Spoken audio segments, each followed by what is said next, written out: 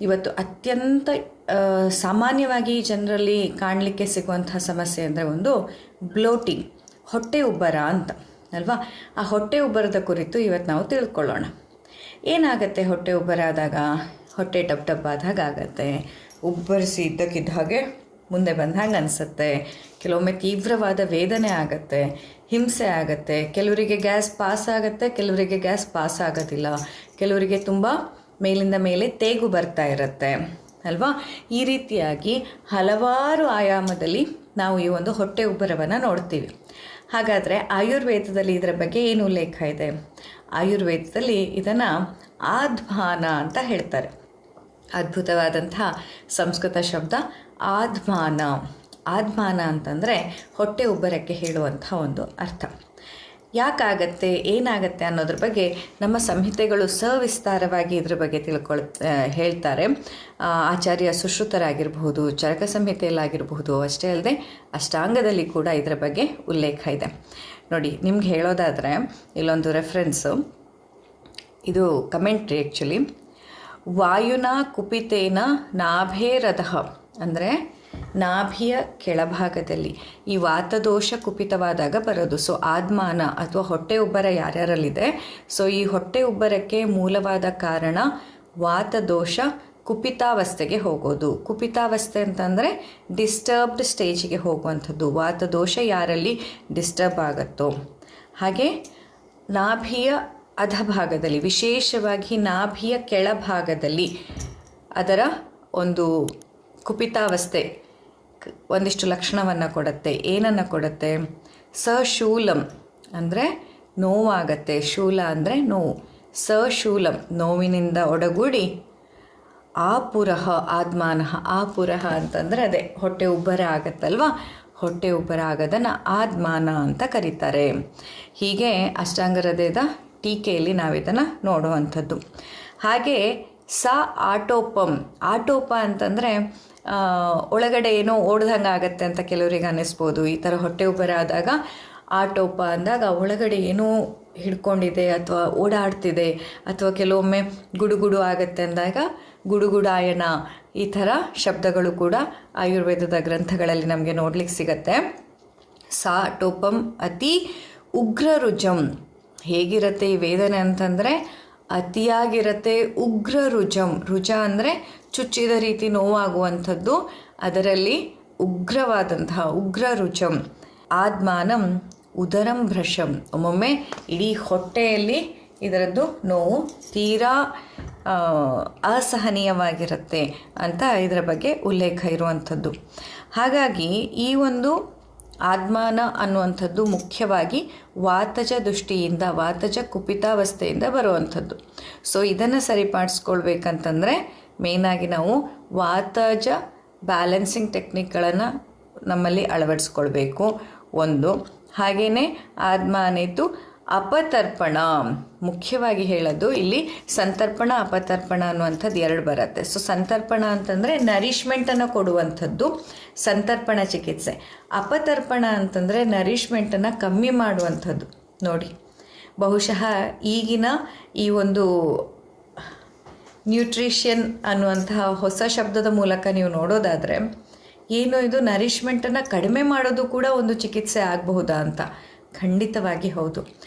ಯಾವಾಗಲೂ ಅತಿಯಾದರೆ ಅಮೃತವು ವಿಷ ಅಂದ ಹಾಗೆ ಒಳ್ಳೆಯದು ಒಳ್ಳೆಯದು ಒಳ್ಳೆಯದು ಅಂತ ಅತಿಯಾದ ಆಹಾರ, ಪದೇ ಪದೇ ಆಹಾರ, ಜಾಸ್ತಿ ಪ್ರಮಾಣದ ಆಹಾರ, ತುಂಬ ಹೆವಿಯೇ ಆದಂತಹ ನರಿಷ್ಮೆಂಟ್ ಇರುವಂಥ ಆಹಾರವನ್ನು ನೀವು ತೆಗೆದುಕೊಂಡಾಗ ನಿಮ್ಮ ಅಗ್ನಿ ಮಂದ ಇದ್ದಾಗ ಅದನ್ನು ಜೀರ್ಣಿಸಿಕೊಳ್ಳಲಿಕ್ಕಾಗದೆ ಆಹಾರ ಹೊಟ್ಟೆಯಲ್ಲಿ ಫರ್ಮೆಂಟ್ ಆಗುತ್ತೆ, ಕರಳಲ್ಲಿ ಅದು ಗಾಳಿ ತುಂಬಿಕೊಳ್ಳೋ ಥರ ಮಾಡುತ್ತೆ. ಇದಕ್ಕೆ ಚಿಕಿತ್ಸೆಯ ರೂಪದಲ್ಲಿ ನಾನಲ್ಲ, ಆಚಾರ್ಯರು ಹೇಳಿರುವಂಥದ್ದು ಅಪತರ್ಪಣ. ಅಪತರ್ಪಣವನ್ನು ಅಂದರೆ ನರಿಷ್ಮೆಂಟನ್ನು ಕಮ್ಮಿ ಮಾಡುವಂತಹ ಪದಾರ್ಥಗಳು ನೀವು ಬಳಸಬೇಕು. ಜಾಸ್ತಿಯಾಗಿ ಒಳ್ಳೆಯದು ಅಂತ ತಿನ್ನೋದನ್ನು ಫಸ್ಟು ನಿಲ್ಲಿಸಬೇಕು. ನಿಮ್ಮ ಹಸಿವೆಷ್ಟಿದೆ ಅದಕ್ಕಿಂತ ಒಂದು ಮುಷ್ಟಿ ಕಮ್ಮಿ ತಿನ್ನಬೇಕು.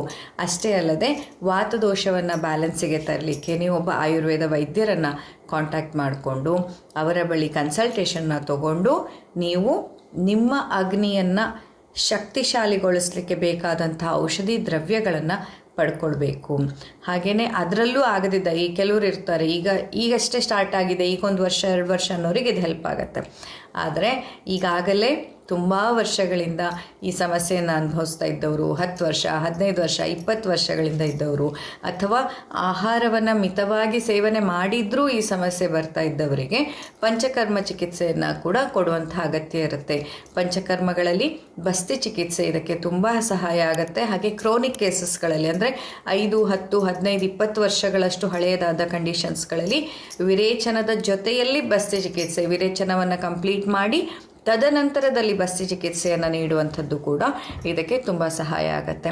ಆಹಾರದಲ್ಲಿ ಮಿತವಾಗಿರಬೇಕು, ದೇಹಕ್ಕೆ ವ್ಯಾಯಾಮವನ್ನು ಪ್ರತಿನಿತ್ಯ ಕೊಡಬೇಕು, ಚೆನ್ನಾಗಿ ನಿದ್ದೆ ಮಾಡಬೇಕು, ಆದಷ್ಟು ಧನಾತ್ಮಕವಾದ ಆಲೋಚನೆಯನ್ನು ನಾವು ಇಟ್ಕೊಂಡಿರಬೇಕು. ಅದರ ಜೊತೆಯಲ್ಲಿ ಔಷಧಿ ಹಾಗೂ ಚಿಕಿತ್ಸೆಯ ಅಗತ್ಯವು ಬರಬಹುದು. ಯಾಕೆ ಅಂತಂದರೆ ಎಷ್ಟೊಂದು ಸತಿ ಲಂಘನಂ ಪರಮೌಷಧಂ ಅಂತ ಕೂಡ ಹೇಳ್ತಾರೆ ಅಲ್ವಾ.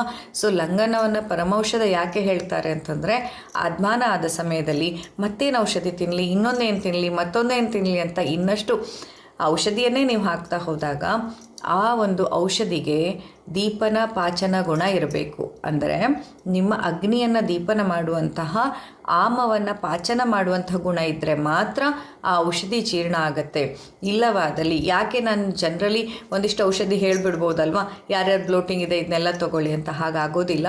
ಯಾಕಂದರೆ ನಿಮ್ಮ ಅಗ್ನಿಯ ಸಾಮರ್ಥ್ಯಕ್ಕನುಗುಣವಾಗಿ ದೀಪನ ಔಷಧಿಯನ್ನು, ಪಾಚನ ಔಷಧಿಯನ್ನು ನೀಡಬೇಕಾಗತ್ತೆ. ದೀಪನ ಪಾಚನ ಔಷಧಿಯನ್ನು ನೀಡ್ತಾ ಹೋದಂತೆ ನಿಮ್ಮ ಅಗ್ನಿ ಇನ್ನಷ್ಟು ಸ್ಟ್ರಾಂಗ್ ಆಗುತ್ತೆ, ಹಾಗೂ ಇರುವಂತಹ ಆಮ ಪಾಚನ ಆಗುತ್ತೆ. ಆಗ ನಿಮಗೆ ಈ ಆದ್ಮಾನ, ಹೊಟ್ಟೆ ಉಬ್ಬರ ಅನ್ನುವಂಥ ಸಮಸ್ಯೆಯಿಂದ ನೀವು ಸಂಪೂರ್ಣ ಪರಿಹಾರವನ್ನು ಪಡೀಲಿಕ್ಕೆ ಸಾಧ್ಯ ಇದೆ. ಆದ್ಮಾನ ಅಥವಾ ಹೊಟ್ಟೆ ಉಬ್ಬರ ಅನ್ನುವಂಥದ್ದು ಕೆಲವೊಂದು ಬೇರೆ ಬೇರೆ ರೋಗದ ಒಂದು ಲಕ್ಷಣವಾಗಿ ಕೂಡ ನಮ್ಮಲ್ಲಿ ಕಾಣ್ಬೋದು. ಬೇರೆ ಬೇರೆ ರೋಗಗಳಲ್ಲಿ ಕೂಡ ಆದ್ಮಾನ ಅನ್ನುವಂಥದ್ದು ಒಂದು ಲಕ್ಷಣ ಆಗಿರುತ್ತೆ. ಆವಾಗ ನಿಮ್ಮ ಪರೀಕ್ಷೆಯನ್ನು ಮಾಡಿದಾಗ ಇದು ಬರೀ ಆದ್ಮಾನ ಒಂದೇ ಇರೋದಲ್ಲ, ಇಲ್ಲಿ ಮೂಲ ಬೇರೆ ಒಂದು ರೋಗ ಇದೆ, ಆ ರೋಗದಿಂದಾಗಿ ನಿಮ್ಮಲ್ಲಿ ಆದ್ಮಾನ ಅಥವಾ ಹೊಟ್ಟೆಯುಬ್ಬರ ಇದೆ ಅನ್ನೋದನ್ನು ವೈದ್ಯರು ಪತ್ತೆ ಹಚ್ಚಿದಾಗ ಮೊದಲು ಆ ರೋಗವನ್ನು ಸರಿಪಡಿಸಬೇಕು. ಆಗ ನಿಮಗೆ ಈ ಹೊಟ್ಟೆ ಉಬ್ಬರ ಕಡಿಮೆ ಆಗುತ್ತೆ. ಎಷ್ಟೊಂದು ಸತಿ ನೀವು ಹೊಟ್ಟೆ ಉಬ್ಬರಕ್ಕೆ ಮನೆಮದ್ದು, ಹೊಟ್ಟೆ ಉಬ್ಬರಕ್ಕೆ ಔಷಧಿ, ಹೊಟ್ಟೆ ಉಬ್ಬರಕ್ಕೆ ಇನ್ನೊಂದು ಅಂತ ಮಾಡ್ತಾ ಇರ್ತೀರಾ. ಆದರೆ ಆ ಒಂದು ಹೊಟ್ಟೆ ಉಬ್ಬರ ಬೇರೆ ಯಾವುದೋ ರೋಗದ ಕಾರಣದಿಂದಾಗಿ ನಿಮ್ಮಲ್ಲಿ ಕಾಣಿಸ್ಕೊಳ್ತಾ ಇದ್ದದಿದ್ದರೆ, ಬೇರೆ ರೋಗದ ಲಕ್ಷಣವಾಗಿ, ಬೇರೆ ರೋಗಕ್ಕಿರುವ ಹಲವಾರು ಲಕ್ಷಣಗಳ ಜೊತೆಯಲ್ಲಿ ಹೊಟ್ಟೆ ಉಬ್ಬರವೂ ಒಂದು ಲಕ್ಷಣವಾಗಿದ್ದಲ್ಲಿ ಯಾವ್ಯಾವುದೋ ಮನೆಮದ್ದನ್ನು ನಿಮ್ಮ ಮೇಲೆ ನೀವು ಪ್ರಯೋಗ ಮಾಡಿಕೊಳ್ಳೋದು ಖಂಡಿತವಾಗಿ ಸರಿಯಲ್ಲ. ನಿಮ್ಮ ಆರೋಗ್ಯವನ್ನು ದಯವಿಟ್ಟು ಯಾವ್ಯಾವುದೋ ಸಿಕ್ಕಂತಹ ಒಂದಿಷ್ಟು ಎಕ್ಸ್ಪೆರಿಮೆಂಟ್ಗಳ ಮೇಲೆ ನೀವು ನಿಮ್ಮ ದೇಹದ ಮೇಲೆ ಅಂತಹ ಪ್ರಯೋಗವನ್ನು ಮಾಡ್ಕೊಳ್ಳಿಕ್ಕೆ ಹೋಗಬೇಡಿ. ಏನೇ ಇದ್ದರೂ ವೈದ್ಯರನ್ನು ಸಂಪರ್ಕಿಸಿ, ವೈದ್ಯರನ್ನು ನೀವು ಕನ್ಸಲ್ಟ್ ಮಾಡಿ, ವೈದ್ಯರ ಜೊತೆಯಲ್ಲಿ ನೀವು ಡಿಸ್ಕಷನ್ ಮಾಡಿ, ತದನಂತರ ವೈದ್ಯರು ಡಿಸೈಡ್ ಮಾಡಿ ನಿಮಗೆ ಹೇಳಿ, ನಿಮಗಿಂತಹ ತೊಂದರೆ ಈ ಕಾರಣಕ್ಕಾಗಿದೆ, ಈ ರೀತಿಯ ಔಷಧಿ ನಿಮಗೆ ಸಹಾಯ ಆಗುತ್ತೆ. ಹಾಗೆ ನೀವು ಮಾಡಿದಾಗ ಮಾತ್ರ ನಿಮ್ಮ ದೇಹ ಆರೋಗ್ಯವನ್ನು ಪಡ್ಕೊಳ್ಳಿಕ್ಕೆ ಸಾಧ್ಯವಾಗತ್ತೆ. ಇಲ್ಲ ಅಂತಂದರೆ ಒಂದಾದ್ಮೇಲೆ ಒಂದು ಮನೆಮದ್ದು ಮಾಡೋದು, ಅವ್ರು ಹೇಳಿದರು ಇವ್ರು ಹೇಳಿದರು ಅಂತ ಔಷಧಿ ಮಾಡೋದು, ಎಲ್ಲದನ್ನು ಮಾಡಿಕೊಂಡು ಆರೋಗ್ಯವನ್ನು ಇನ್ನಷ್ಟು ಹಾಳು ಮಾಡಿಕೊಳ್ಳುವಂತಹ ಸಾಧ್ಯತೆ ಕೂಡ ಇರುತ್ತೆ. ಅಷ್ಟೇ ಅಲ್ಲದೆ ನಮ್ಮ ಈ ಒಂದು ಆಯುರ್ವೇದ ಸಂಹಿತೆಯಲ್ಲಿ ಈ ಆದ್ಮಾನ ಅನ್ನುವಂಥ ಒಂದು ಲಕ್ಷಣದ ಬಗ್ಗೆ ಹೇಳ್ತಾ ಇದನ್ನು ವಾತವನ್ನು ಕಂಟ್ರೋಲ್ ಮಾಡೋದ್ರಿಂದ ನೀವು ಕೇವಲ ಆದ್ಮಾನವನ್ನಷ್ಟೇ ಅಲ್ಲ, ನಿಮ್ಮ ದೇಹದಲ್ಲಿ ಇರುವಂತಹ ಬೇರೆ ಎಲ್ಲ ದೋಷಗಳು, ಪಿತ್ತ ಹಾಗೂ ಕಫದೋಷದ ಕೆಲಸಗಳು ಕೂಡ ಇನ್ನಷ್ಟು ಸಮರ್ಪಕವಾಗಿ ಆಗ್ತಾ ಬರುತ್ತೆ. ಯಾಕೆ ವೈದ್ಯರನ್ನು ಕನ್ಸಲ್ಟ್ ಮಾಡಬೇಕಂತಂದರೆ, ವೈದ್ಯರನ್ನು ಕನ್ಸಲ್ಟ್ ಮಾಡಿ ನೀವು ಚಿಕಿತ್ಸೆಯನ್ನು ತಗೊಂಡಾಗ ನಿಮ್ಮ ವಾತದೋಷ ಅಥವಾ ಬರೀ ಹೊಟ್ಟೆ ಉಬ್ಬರ ಕಮ್ಮಿ ಆಗೋದಷ್ಟೇ ಅಲ್ಲ, ವಾತದೋಷ ಕಂಟ್ರೋಲಿಗೆ ಬಂದಾಗ ವಾತವನ್ನು ಯಂತ್ರಧರ ಅಂತ ಹೇಳ್ತಾರೆ. ವಾತದೋಷವನ್ನು ನೀವು ಕಂಟ್ರೋಲಿಗೆ ತಂದಾಗ ಅದು ಪಿತ್ತ ಹಾಗೂ ಕಫದೋಷಗಳನ್ನು ಕೂಡ ಇನ್ನಷ್ಟು ಸ್ಟ್ರಾಂಗ್ ಮಾಡಿ ಇನ್ನಷ್ಟು ಶಕ್ತಿಶಾಲಿಗೊಳಿಸಲಿಕ್ಕೆ ಸಾಧ್ಯವಾಗುತ್ತೆ. ಅಷ್ಟೇ ಅಲ್ಲದೆ ವಾತದೋಷವನ್ನು ನಾವು ಸರಿಪಡಿಸ್ಕೊಂಡಾಗ ನಮ್ಮ ಅಗ್ನಿ, ಹೇಗೆ ನೀವು ಗಾಳಿಯಿಂದ ಒಂದು ಹಣತೆಯನ್ನು ದೀಪವನ್ನು ನೀವು ರಕ್ಷಿಸಿಕೊಂಡಾಗ ಆ ದೀಪ ಚೆನ್ನಾಗಿ ಉರಿಲಿಕ್ಕಾಗತ್ತೋ, ಹಾಗೆ ಈ ವಾತದೋಷ ಅನ್ನುವಂಥದ್ದನ್ನು ನೀವು ಸಮರ್ಪಕವಾಗಿ ನಿಭಾಯಿಸಿದಲ್ಲಿ ನಿಮ್ಮ ಅಗ್ನಿ, ನಿಮ್ಮ ದೇಹದಲ್ಲಿ 13 ಅಗ್ನಿಗಳಿದ್ದಾವೆ, ನಿಮ್ಮಲ್ಲಿರುವಂತಹ ಈ ಅಗ್ನಿಯನ್ನು ಸಮರ್ಪಕವಾಗಿ ಕಾಪಾಡಿಕೊಳ್ಳಿಕ್ಕೆ ಕೂಡ ಈ ವಾತದೋಷ ಸಹಾಯ ಮಾಡುತ್ತೆ. ಹೀಗೆ ಈ ಒಂದು ಆದ್ಮಾನ ಅಥವಾ ಹೊಟ್ಟೆ ಉಬ್ಬರದ ಕುರಿತು ಯಾವುದೇ ತಲೆಬಿಸಿ ಬೇಡ.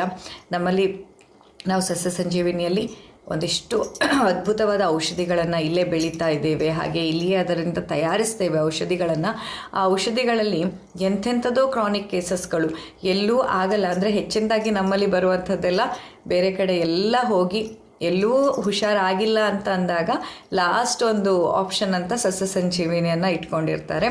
ಸೊ ಈ ರೀತಿಯಾಗಿ ತೀರಾ ಕಷ್ಟದಲ್ಲಿ ಅತಿ ಕಷ್ಟ ಅಂತ ಅನ್ನಿಸ್ಕೊಂಡು ಬಂದಂತಹ ರೋಗಿಗಳಿಗೆ ಕೂಡ ತುಂಬ ಅದ್ಭುತವಾದಂಥ ರಿಸಲ್ಟ್ ಸಿಗುವಾಗ ನಿಮ್ಮಲ್ಲಿ ಈಗಷ್ಟೇ ಈ ಲಕ್ಷಣ ಶುರುವಾಗಿದೆ, ಈಗಷ್ಟೇ ಈ ತೊಂದರೆ ಶುರುವಾಗ್ತಿದೆ, ಹೊಟ್ಟೆ ಉಬ್ಬರಿಸ್ತಾ ಇದೆ, ಗ್ಯಾಸ್ ಪಾಸ್ ಆಗ್ತಿದೆ ಅಥವಾ ಗ್ಯಾಸ್ ಪಾಸ್ ಆಗ್ತಾ ಇಲ್ಲ, ಮೋಷನ್ ಕ್ಲಿಯರ್ ಆಗ್ತಾ ಇಲ್ಲ, ಹೊಟ್ಟೆ ಭಾರ ಅನ್ನಿಸ್ತಿದೆ. ಗೌರವ ಅನ್ನುವಂಥದ್ದು ಕೂಡ ಒಂದು ಲಕ್ಷಣ ಆತ್ಮಾನದಲ್ಲಿ. ಹೊಟ್ಟೆ ಭಾರ ಅಂತ ಅನ್ನಿಸುವಂಥದ್ದು ಅಥವಾ ಒಳಗೆ ಓಡಾಡಿದಂತೆ ಅನ್ನಿಸುವಂಥದ್ದು, ತೀವ್ರವಾದಂತಹ ನೋವಿರುವಂಥದ್ದು, ತೇಗು ಪದೇ ಪದೇ ಮೇಲಿನ ಮೇಲೆ ಬರ್ತಾ ಇರುವಂಥದ್ದು, ಈ ಎಲ್ಲ ಲಕ್ಷಣಗಳಿಗೆ ದಯವಿಟ್ಟು ಕಂಗಾಲಾಗಬೇಡಿ. ಇದಕ್ಕೆ ಪರಿಹಾರವೇ ಇಲ್ಲ ಅಂತ ಅಂದ್ಕೊಳ್ಬೇಡಿ. ಇದಕ್ಕೆ ಪರಿಹಾರ ಖಂಡಿತ ಸಾಧ್ಯ ಇದೆ. ಆದರೆ ಸೂಕ್ತವಾಗಿ ವೈದ್ಯರನ್ನು ಕನ್ಸಲ್ಟ್ ಮಾಡಿಕೊಂಡು, ನೀವು ನಮ್ಮನ್ನು ಕೂಡ ಕನ್ಸಲ್ಟ್ ಮಾಡ್ಬೋದು ಅಥವಾ ನಿಮ್ಮ ಹತ್ತಿರದ ಯಾವುದೇ ಆಯುರ್ವೇದ ವೈದ್ಯರನ್ನು ನೀವು ಸಂಪರ್ಕ ಮಾಡ್ಬೋದು.